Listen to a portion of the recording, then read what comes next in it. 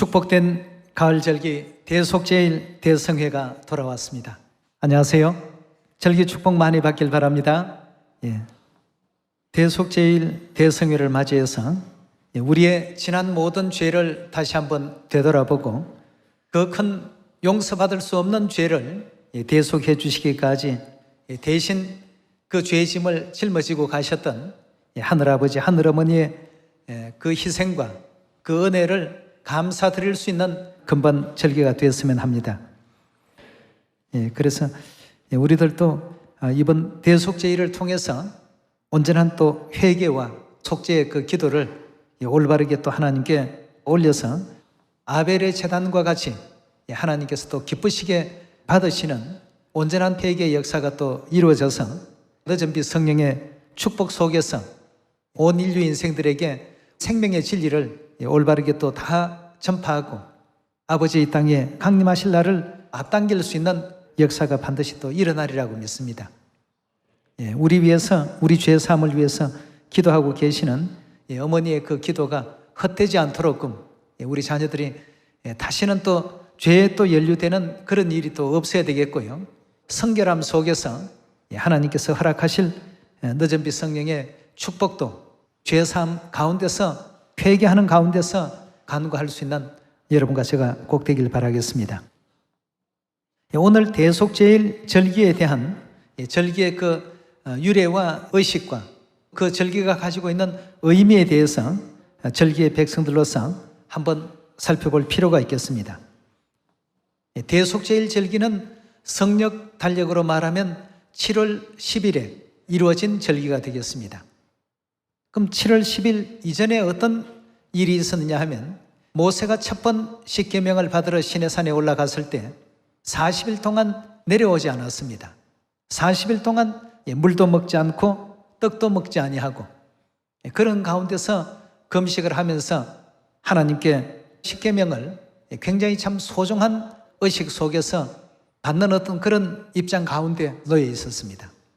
근데 산 아래쪽에서는 이스라엘 백성들의 생각에는 지도자가 산에 올라갔는데 내려오지를 않으니까 물도 먹을 수 없고 어떤 양식도 먹을 수 없는 환경 가운데서 내려오지 않으니까 모세가 이건 필시 죽었을 것이다 이렇게 추정을 하고 자기들을 젖과 꿀이 흐르는 가나안 땅까지 인도해 줄 지도자, 다시 말하면 이제 뭐 어떤 한 다른 신을 이제 만들자는 의견이 나왔습니다.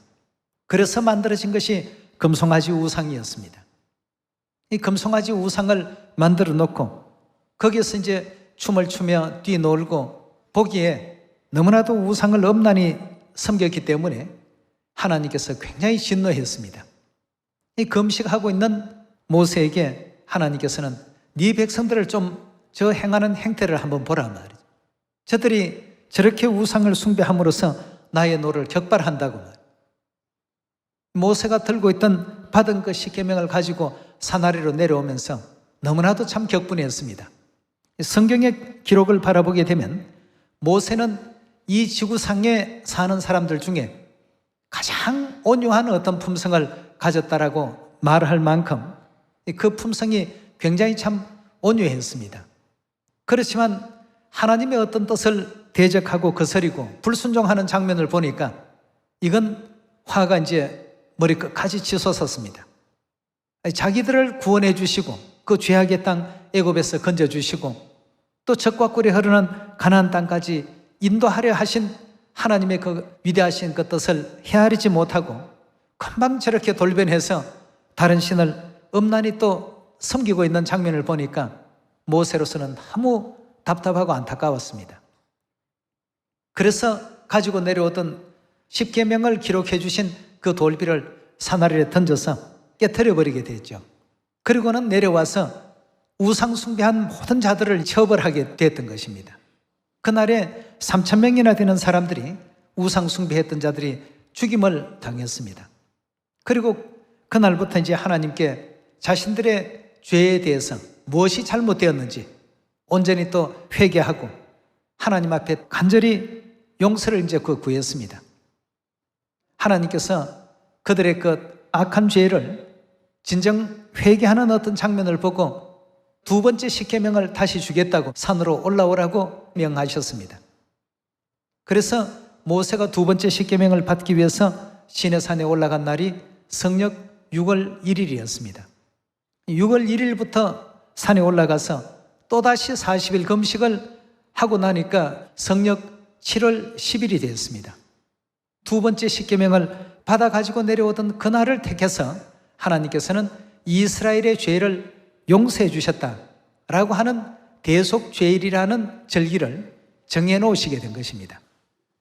그래서 해마다 성력 7월 10일이면 대제사장은 지성소에 들어가시게 되는데, 제사장들이 평시에 백성들의 죄를 속죄하는 의식을 집행하게 될 때에는 바깥 성전 제단에서 주로 행하게 되고, 그리고 성소까지는 날마다 이렇게 출입이 가능했습니다만, 오직 지성소는 대속죄일날 대제사장 한 사람만이 1년에 한 번 피를 가지고 들어가는 그런 날이 되겠습니다. 지성소에 들어갈 수 있는 유일한 날이 바로 오늘입니다. 오늘 이 대속죄일은 그래서 백성의 모든 죄를 사해 주시고 제사장들의 죄까지도 다 사해 주시고 모든 이스라엘 백성들 전체의 죄를 다 속하는 위대하고 큰 의미를 가진 날이라고 볼 수 있겠습니다. 그럼 오늘 여기서 우리는 대속죄일 절기 속에 집행했던 구약 율법 속의 어떤 그 의식을 통해서 오늘날 신약 시대에 와서 그리스도께서 어떤 대속의 제물로서 우리 죄를 대신해서 희생하실 것인가에 대한 그 장면을 성경을 통해서 한번 살펴보도록 하겠습니다. 구약 성경 스바냐서 3장 16절의 말씀 먼저 한번 살피도록 하겠습니다. 그날에 사람이 예루살렘에게 이르기를 두려워하지 말라. 시온아 내 손을 늘어뜨리지 말라.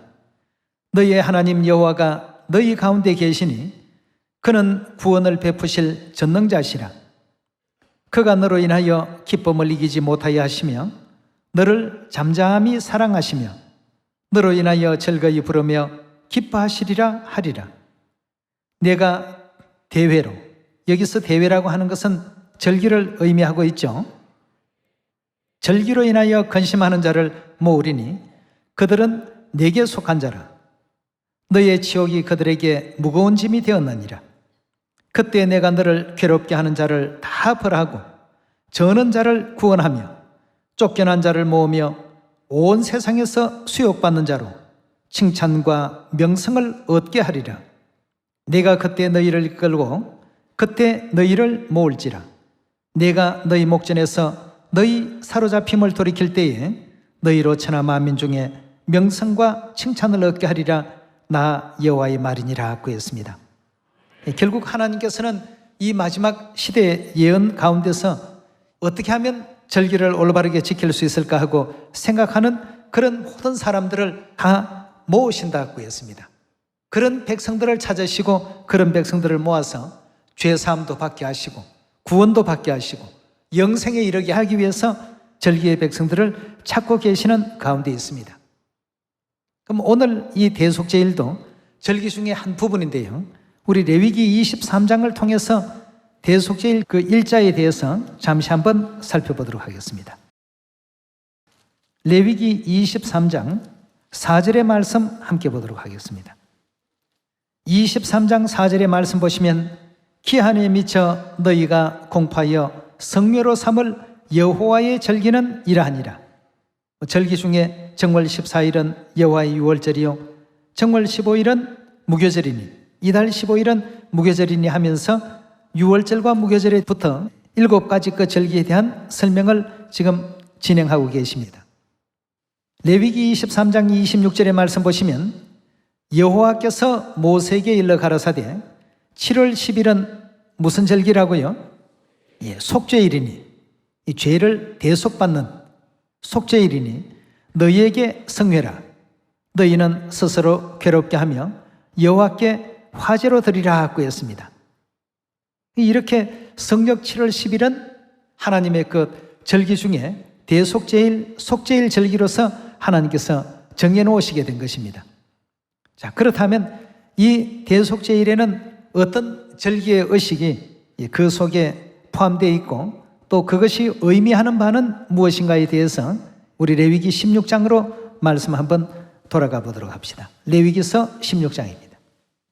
대속죄일 절기의 의식 가운데 우리가 또 깊이 생각해야 될 부분이 대제사장이 속죄제 염소의 희생의 피를 가지고 지성소 안으로 1년에 딱 한 번 들어간다는 것과 6절의 말씀 보시면 아론은 자기를 위하여 속죄제에 수송아지를 드리되 자기와 권속을 위하여 속죄하고 또 그 두 염소를 취하여 회막문 여호와 앞에 두고 두 염소를 위하여 제비를 뽑되 한 제비는 여호와를 위하고 한 제비는 아사셀을 위하여 할지며 아론은 여호와를 위하여 제비 뽑은 염소를 속죄제로 드리고 아사셀을 위하여 제비 뽑은 염소는 산대로 여호와 앞에 두었다가 그것으로 속죄하고 아사셀을 위하여 광야로 보낼지니라. 아론은 자기를 위하여 속죄제에 수송아지를 드리되 자기와 권속을 위하여 속죄하고 또 자기를 위한 그 속죄제 수송아지를 잡고 향로를 취하여 여호와 앞 단 위에 피운 불을 그것에 채우고 또 두 손에 곱게 간 향기로운 향을 채워 장 안에 들어가서 여호와 앞에서 분향하여 향년으로 정극궤 위 속죄소를 가리우게 할지니 그리하면 그가 죽음을 면할 것이며 그는 또 수송아지의 피를 취하여 손가락으로 속죄소 동편에 뿌리고 또 손가락으로 그 피를 속죄소 앞에 7번 뿌릴 것이며 또 백성을 위한 속죄제 염소를 잡아 그 피를 가지고 장 안에 들어가서 그 수송아지의 피를 행함같이 그 피를 행하여 속죄소 위와 속죄소 앞에 뿌릴지니 곧 이스라엘 자손의 부정과 그 범한 모든 죄를 인하여 지성소를 위하여 속죄하고 또 그들의 부정한 중에 있는 회막을 위하여 그같이 할 것이라 하였습니다. 가장 중요한 대목 가운데 그 한 부분이 아사셀 수염소와 속죄제 수염소로 이제 두 마리의 수염소를 취하게 되는데요. 그 아사셀 수염소에 대한 그 장면이 참 중요한 부분이 되겠습니다. 20절로 넘어가 보겠습니다. 레위기 16장 20절의 말씀 보시면 그 지성소와 회막과 단을 위하여 속죄하기를 마친 후에 산염소를 들이되 아론은 두 손으로 산염소의 머리에 안수하여 이스라엘 자손의 모든 불의와 그 범한 모든 죄를 고하고 그 죄를 염소의 머리에 두어 미리 정한 사람에게 맡겨 광야로 보낼지니 염소가 그들의 모든 불의를 지고 무인지경에 이르거든 그는 그 염소를 광야에 놓을지니라. 아론은 회막에 들어가서 그 지성소에 들어갈 때 입었던 세마포옷을 벗어 거기 두고 거룩한 곳에 물로 몸을 씻고 자기 옷을 입고 나와서 자기의 번제와 백성의 번제를 드려 자기 백성을 위하여 속죄하고 속죄제 희생의 기름을 단에 불사를 것이요 염소를 아사셀에게 보낸 자는 옷을 빨고 물로 몸을 씻은 후에 진에 들어올 것이며 속죄제 수송아지와 속죄제 염소의 피를 성소로 들여다가 속죄하였은즉 그 가죽과 고기와 똥을 밖으로 내어다가 불사를 것이요 불사른 자는 옷을 빨고 물로 몸을 씻은 후에 진에 들어올지니라. 너희는 영원히 이 규례를 지킬지라. 7월 곧 그 달 10일에 너희는 스스로 괴롭게 하고 아무 일도 하지 말며 본토인이든지 너희 중에 우가하는 객이든지 그리할지니라 하고 했습니다. 자, 여기 이제 지금 보면 두 마리의 염소가 이제 취한 바 되어서 하나는 백성들의 그 죄를 속하기 위한 속죄제 염소로서 한 마리는 아사셀을 위한 염소로서 이제 잡히게 됩니다. 백성들의 1년 동안 지었던 모든 죄를 그 아사셀 수염소 머리 위에 안수하고 그 아사셀 수염소를 광야로 끌어다가 사람이 아무도 살지 않는 막막한 그런 무인지경으로 내보내게 됩니다. 결국 그 염소는 사람이 없고 아무 먹을 것도 없고 이 무인지경 광야에서 헤매이다가 죽게 됩니다. 그럼으로써 이제 모든 죄를 사하는 의식이 끝이 나게 되죠. 이것은 그럼 장차 우리에게 무엇을 알려주시려고 구약의 이 율법 속에 이런 어떤 의미를 담아 놓으셨는가를 다시 한번 바라보시면, 간략하게 얘기하면 백성의 모든 1년 동안 지었던 죄는 전부 성소로 옮겨지죠. 백성들이 죄를 지으면 내가 죄를 지었으니까 내 죄를 용서해 주십시오 하고 대신 속죄 제물을 제사장들에게 가져옵니다. 그럼 제사장은 그 사람의 죄 대신해서 그 짐승을 이제 잡게 되죠. 그 짐승을 희생을 시킵니다. 희생을 시킨 그 피를 그 제단 뿔에 바르거나 뿌리거나 하는 것이 1년 내내 그런 것이 날마다 발생하게 됩니다. 그럼 그 모든 1년 동안 백성들의 그 죄가 임시 성소로 옮겨오게 되는 입장이 되는데요. 백성들의 그 죄가 성소에 옮겨졌다가 바로 대속죄일 날 아사셀 수염소에게 전부 옮겨줍니다. 그럼 아사셀 수염소는 그 죄를 가지고 광야로 헤매다가 결국 죽게 됨으로써 백성들의 죄가 다 소멸되는 이런 진행 과정이 있었습니다. 그럼 이런 어떤 그 구약의 율법을 하나님께서 그냥 막연하게 세워놓은 것이 아닙니다. 결국 우리가 지었던 모든 죄는 우리를 대신한 속죄의 어떤 희생제물이 되어주신 아버지 어머니께 전가되고, 그래서 속죄의 희생 그 제물도 하나님을 표상했고, 또 그 죄를 그대로 또 1년간 가지고 있었던 성소도 하나님을 표상하고 있습니다. 그럼 결국 그 모든 죄가 누구에게 다 넘어가느냐 하면 마귀 아사셀에게 전부 이제 넘겨진 바 되어서 그 죄를 처음 이제 그 발생시켰던 그 발생자에게 전부 최후에 넘겨줌으로 말미암아 영원한 지옥의 그 형벌을 받고 사단이 이제 죽음으로 멸함을 받음으로 말미암아 결국 모든 죄의 내용들은 완전하게 소멸이 되는 것으로, 이렇게 이제 구약의 제사 의식 속에 하나님의 어떤 깊은 의미를 내재시켜 놓으셨습니다. 우리 그런 내용을 성경에서 이제 하나하나 찾아보도록 하겠습니다. 예레미야서 17장 다 같이 한번 열어봅시다. 예레미야 17장 12절의 말씀 보시면, 영화로우신 보좌여 원시부터 높이 계시며 우리의 성소이시며 이스라엘의 소망이신 여호와여, 무릇 주를 버리는 자는 다 수치를 당할 것이라. 무릇 여호와를 떠나는 자는 흙에 기록되리니 이는 생수의 근원이신 여호와를 버림이니라 하고 했습니다.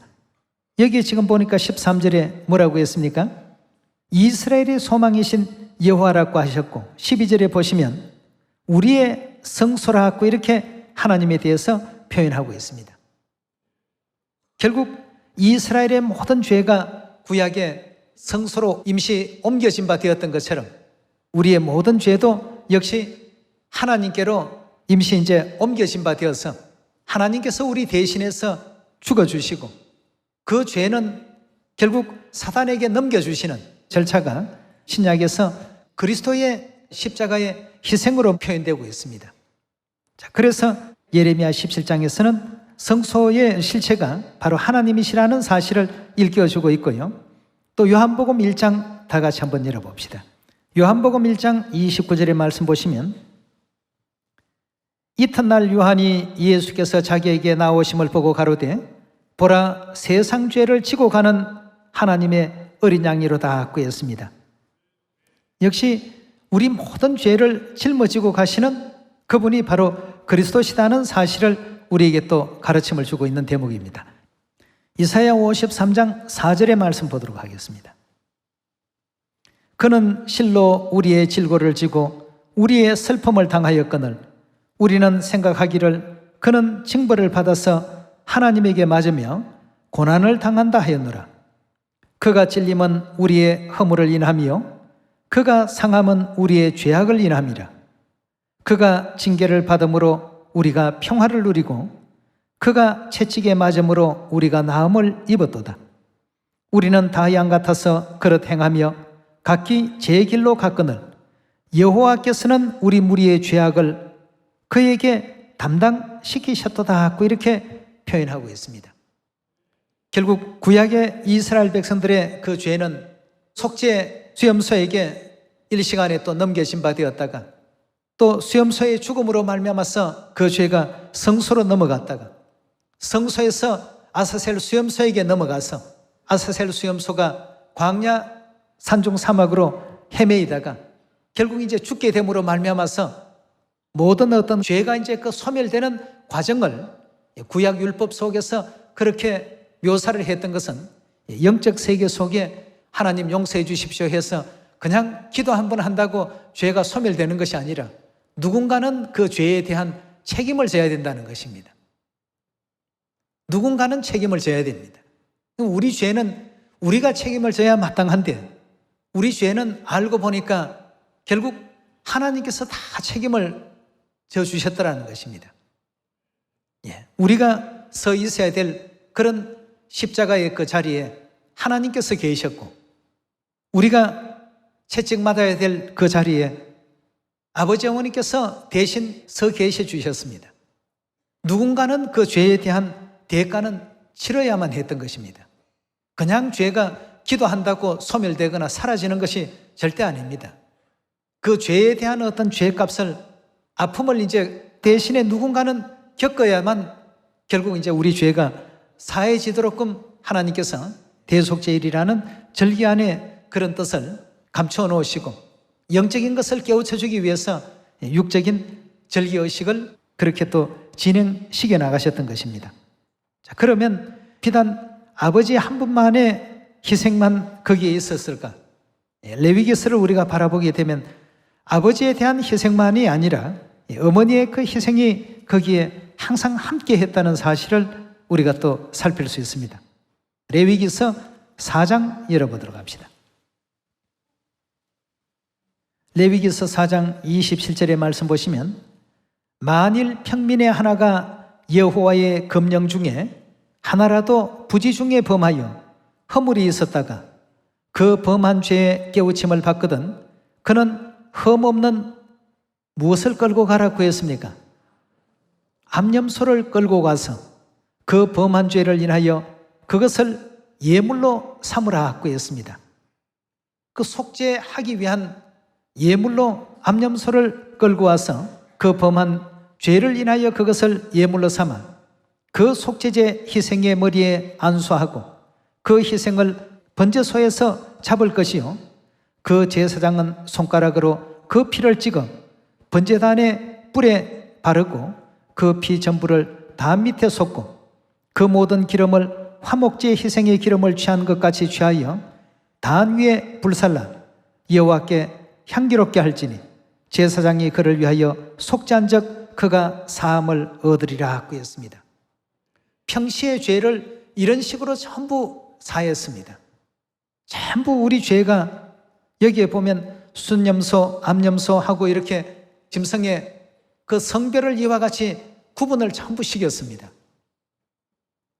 결국 이 모든 속죄의 어떤 희생제물은 아버지만의 어떤 몫이 아니었고 바로 또 어머니 하나님께서도 우리 자녀들을 위해서 이런 죄짐을 전부 짊어지셨다는 사실을 구약 절기의 어떤 예식 속에 하나님께서 전부 그 뜻을 담아 놓으셨습니다.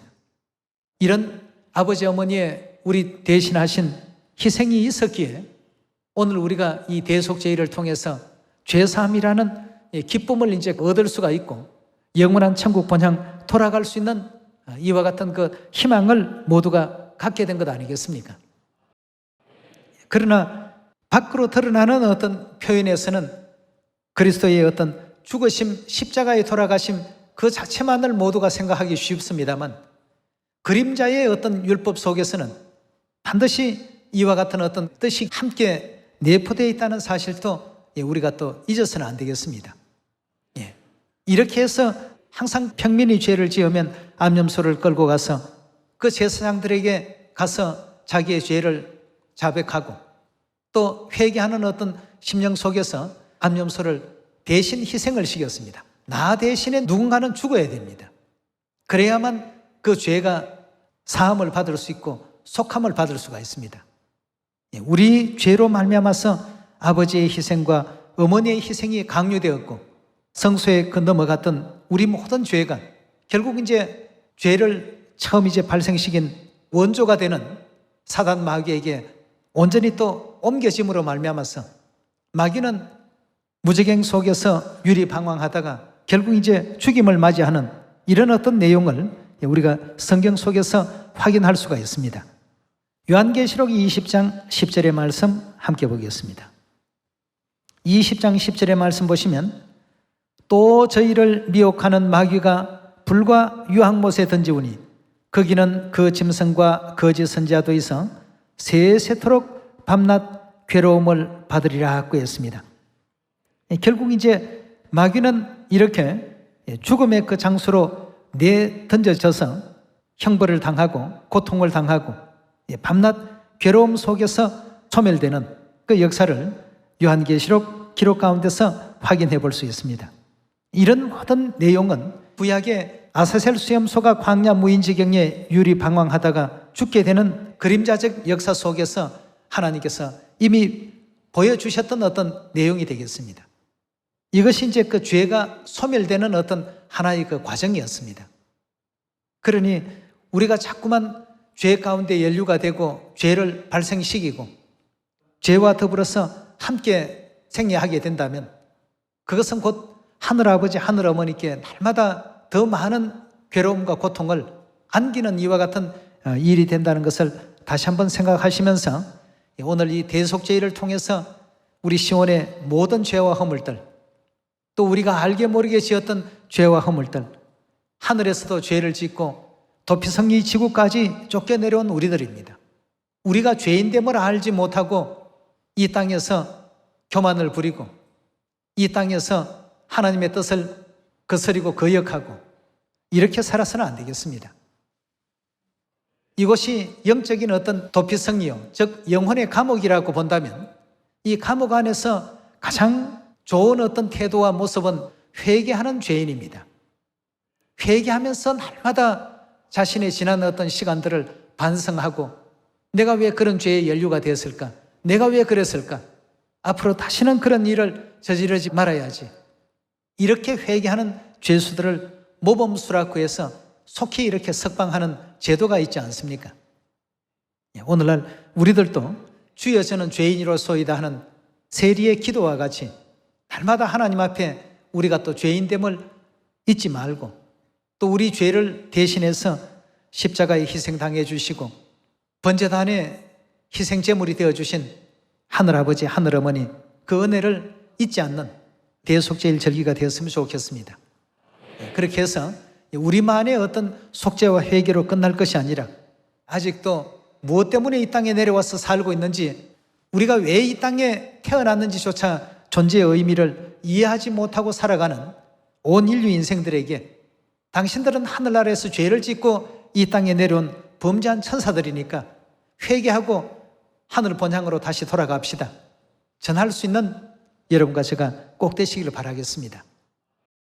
그래서 이 새 언약 진리 안에 들어와서 또다시 어떤 범죄의 역사가 일어난다면 이제는 속죄하는 제사가 없다라고 했습니다.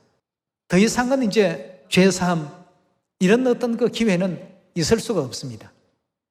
허락받은 대속의 크신 은혜 끝까지 붙드시고 잃어버리지 않는 여러분과 제가 꼭 되시기를 부탁드리면서 오늘 말씀 이것으로 마치도록 하겠습니다. 감사합니다.